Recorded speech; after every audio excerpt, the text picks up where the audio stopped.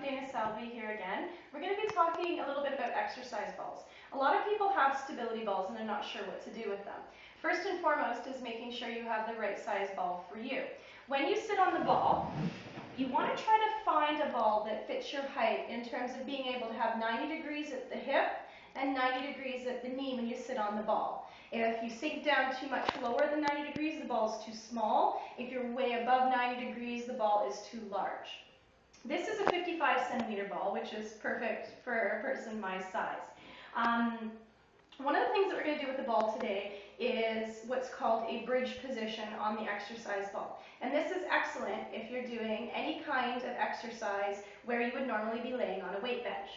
So to safely get into any position on the exercise ball, make sure that you're sitting on the high point of the ball. Obviously, if you shift your weight to either side, you're going to feel as though you're going to roll off the ball. As well, when you're sitting on the ball, you're in a three-point stance. Each of your legs is 1 point, and then the ball is the third point. Give yourself a nice wide distance between your feet. That will give your triangle, or your three-point stance, a nice wide base of support. If you get too narrow, you're going to be a little bit more unstable. If you get too wide, it will just feel unnatural. So find the right distance for you.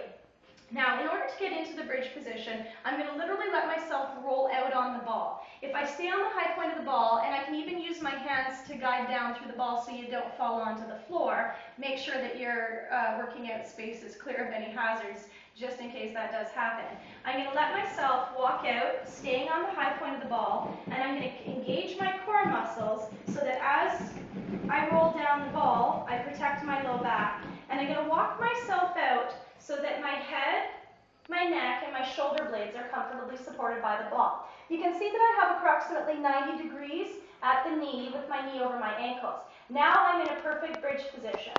So there's really no exercise I couldn't do that I would normally do on a weight bench. For example, I could do a chest press, or I could do flies, or I could do a tricep exercise called a skull basher.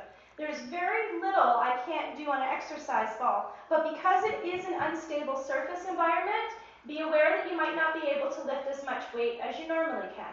Now, to get out of this position, I'm going to engage my core, keep your chin tucked in to protect your neck, and I can literally walk myself back up, maintaining the wide distance between my feet and on the high point of the ball.